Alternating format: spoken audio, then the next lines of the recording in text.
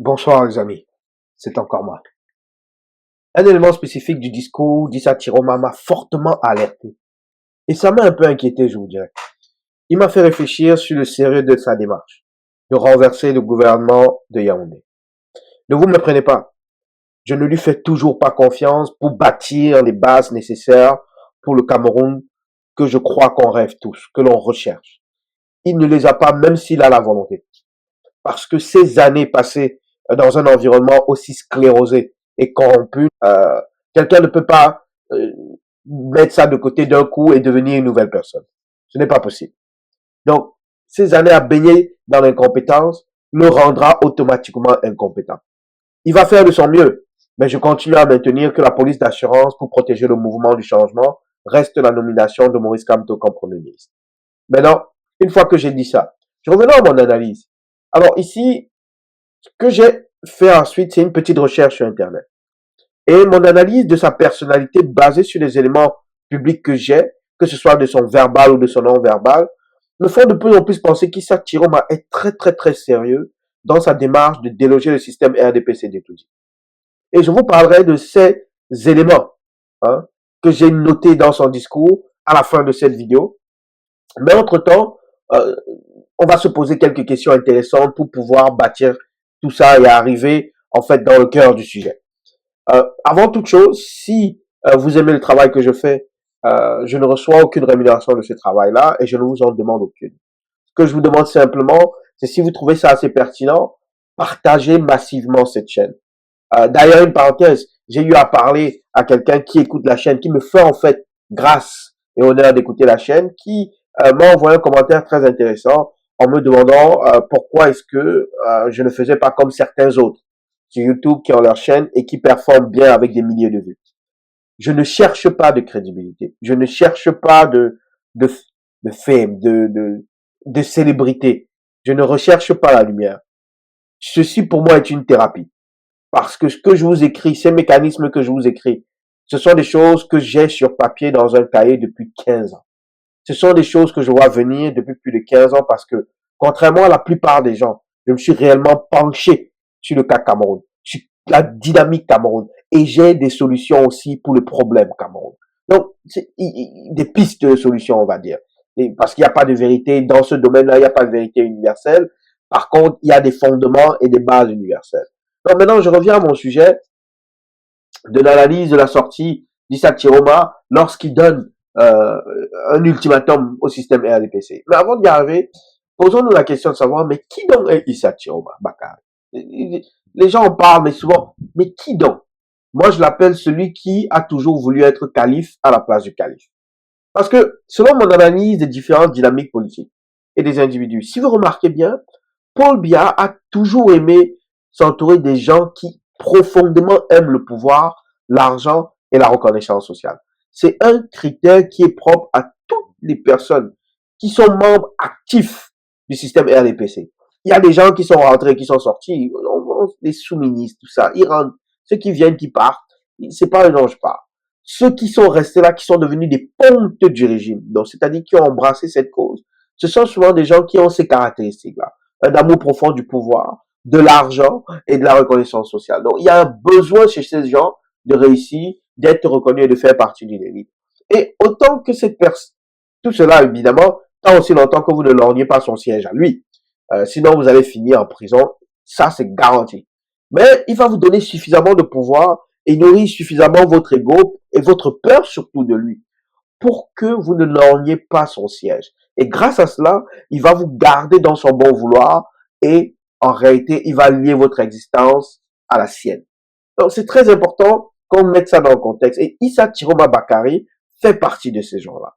Sauf que lui, selon moi, il a toujours rêvé de marquer l'histoire de son peuple avant tout, d'où des études très poussées, la Camraille. Il est même dit que quand il est sorti ingénieur, c'était une célébration totale dans son village, dans sa communauté. Il a toujours été attiré par ce besoin de marquer l'histoire, ne serait-ce que de son peuple, mais à l'échelle du Cameroun, un rêve en fait à l'échelle du Cameroun qu'il avait même oublié, tellement il était baigné dans le système RDPC. Et ce rêve s'est réactivé avec la faille que l'incompétence d'Ngongo Atangadi et autres, ont permis de créer pour lui. Parce qu'en réalité, ce projet-ci, ce mécontentement, pseudo-mécontentement d'Issa Chiroma, il n'est pas nouveau. Ça, je peux vous l'assurer. Il ne pouvait juste pas l'exprimer, selon moi, à ce moment-là. Ça ne le dédouane pas, hein, mais je sais juste de vous mettre dans le contexte du pourquoi cette détermination-ci, et vous allez rapidement comprendre qu'en réalité, pour Issa Chiroma, c'est une question de vie ou de mort, littéralement. Donc, si vous me dites de toute façon que je me trompe par rapport au descriptif que je fais d'Issa Chiroma, alors expliquez-moi comment est-ce que un homme qui n'est pas avide du pouvoir et qui a une certaine dignité personnelle puisse servir son bourreau qui, en 1984, a fait tuer des centaines de ses compatriotes, des membres de son ethnie, hein. Un bourreau qui l'a fait mettre en prison pendant 6 ans sans procès. Et surtout, qui pendant ce temps torturait son peuple et a continué de torturer son peuple après. Comment quelqu'un peut lui donner 17 ans de sa vie? Alors, comment expliquer ça? Que aussi, malgré les humiliations subies dans le système RDPC. Parce que ne croyez pas que c'est la bamiphobie, euh, le tribalisme contre les Nords, c'est juste à la télé. Ça se vit dans le système RDPC. Ça se vit dans le système RDPC. Donc, les insultes, les humiliations de ses pairs ministres ou des hauts gradés du système RDPC. Et il a quand même pu retourner travailler avec eux malgré tout ça. Hormis l'ambition de la personne, hormis l'avidité pour l'argent de la personne, un des carburants puissants qui permettrait de baisser la tête pendant tant d'années et de travailler pour son bourreau pendant tant d'années, c'est le besoin de revanche. Si vous parlez à une femme battue ou une femme séquestrée et violée, la seule chose qui va la maintenir en vie après tant d'années, il y en a deux. Soit le besoin de rencontrer sa famille qui est beaucoup plus grand et supérieur à elle parce qu'elle a la conviction qu'ils vont la reprendre malgré la souillure qu'elle a vécue. Soit c'est le besoin de vengeance. C'est de se dire qu'un jour, je vais lui faire payer. Ça, c'est déjà pour vous mettre en bouche le caractère psychologique de l'individu. Maintenant, quel élément probant me font croire qu'il ira au bout de sa démarche de rébellion? Et je suis convaincu de plus en plus qu'il ira au bout de sa démarche de rébellion. Je pense qu'il le fera et j'avancerai même une proportion. Je crois qu'à 70%, il ira au bout. Et s'il n'est pas capable de la mener au bout, il va planter les graines, les éléments nécessaires pour que cette rébellion aille jusqu'au bout. Donc, ce que vous devez d'abord savoir, c'est que la fierté des hommes du Nord, pour ceux qui sont déjà allés dans le Nord Cameroun, c'est un peuple très fier, très debout, très droit. D'accord? Malgré tout, et je suis convaincu que des hommes, hein, dans sa propre communauté, son peuple lui a rappelé que l'homme du Nord est un homme fier qui se bat pour ses croyances. Hein. La revanche, l'autre chose, c'est très important, le Nord n'a pas oublié 1984. Et ceci présentait une excellente revanche pour le Nord. Les éléments nordistes dans l'armée camerounaise ont été au fait de ce que je vous expliquais dans une de mes vidéos, des failles et des dissensions et des cassures au sein de l'armée. Et eux, ils ont relayé cette information à leur élite. Donc, ils savent pertinemment que l'armée camerounaise ne peut pas tenir. Le seul moyen de Yaoundé de tenir, c'est de simplement garder Yaoundé.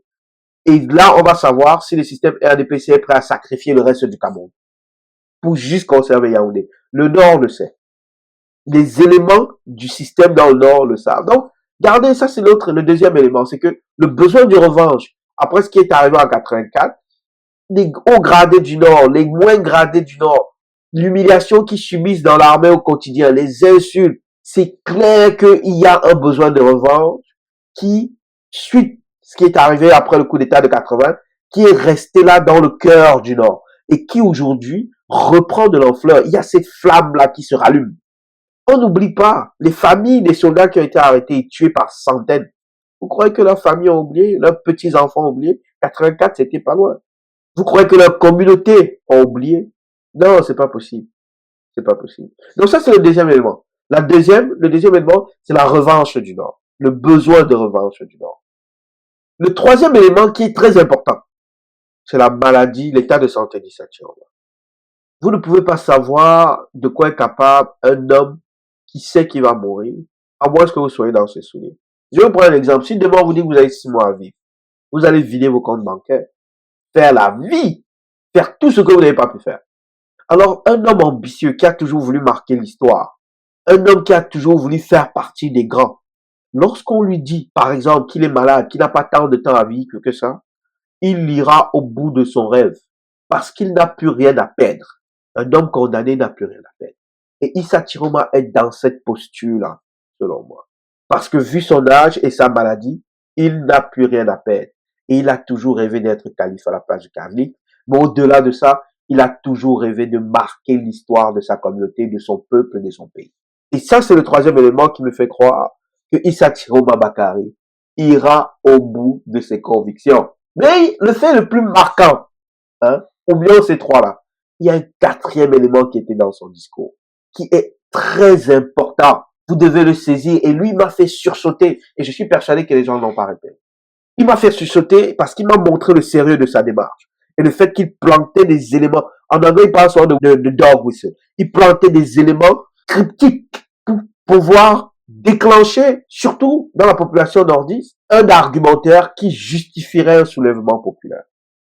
Parce que ce que vous devez savoir, c'est que si vous remarquez même ce qui est fait par les Américains et les Européens, pour pouvoir pousser des gens à prendre les armes et aller à la guerre, c'est pas facile. C'est pas facile. Il faut deux sentiments. Soit la haine de l'autre pour pouvoir le faire. Et pour la haine de l'autre, il faut que, dans la haine, j'inclus, il faut animaliser l'autre. Il faut montrer que c'est pas un être humain. Parce que tuer quelqu'un, ce n'est pas facile. Même quand vous êtes soldat, on dit que c'est votre métier. C'est le métier de quel soldat? Je vous dis, peut-être 60% des soldats camerounais n'ont jamais tué. Donc, c'est pas un métier. C'est très difficile. Et pour pouvoir le faire, il faut créer soit la haine chez quelqu'un, dans des sentiments extrêmes. Soit la haine, c'est-à-dire, comme je l'ai dit, que animaliser l'autre personne, que ce n'est pas un être humain. Le deuxième sentiment très important, il faut que ce soit l'amour. L'amour extrême de quelque chose. L'amour extrême de Dieu, par exemple. La foi, un idéalisme, une idéologie. Ce sont les deux sentiments qui peuvent mener un être humain à facilement s'engager pour tuer, même si initialement il ne voulait pas. Et Issa Chiroma a tapé dans le deuxième. Vous vous êtes pas rendu compte? Il a tapé dans le deuxième parce que quand il dit, dans son dernier discours, il présente le fait que Paul Biya ait juré sur la Bible, que tout ce qui était étudié ont accepté qu'il juge la Bible alors qu'il mentait comme une insulte à Dieu, fait par les gens de Yaoundé. Écoutez bien, c'est très puissant ce que je vous dis.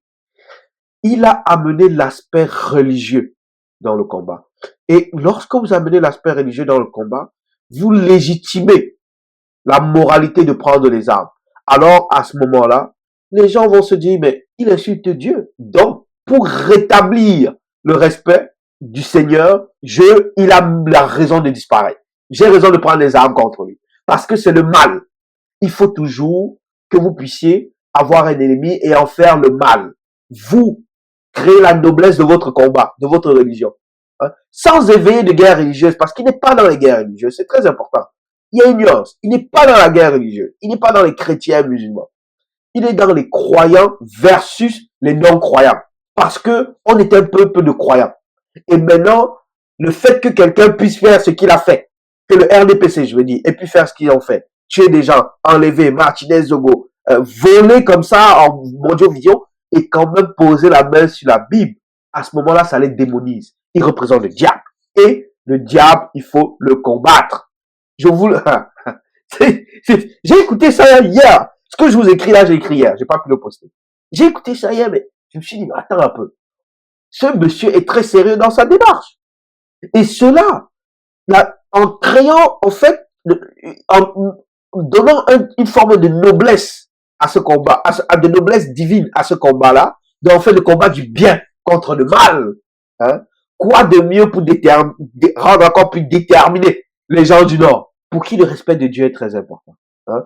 Motiver de plus en plus les soldats, que ce soit de confession chrétienne ou musulmane, de motiver de plus en plus les croyants, que leur combat est noble aux yeux du Seigneur. Donc, que leur âme sera sauvée s'ils éliminent le mal.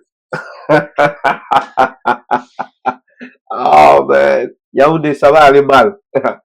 Les écarts Betty Boulou. Je vous ai fait une vidéo vous disant de laisser l'affaire là. Ça va aller mal. Parce que, vous savez, être dans cette position dans laquelle vous allez vous trouver. Je rigole, mais ce n'est pas amusant.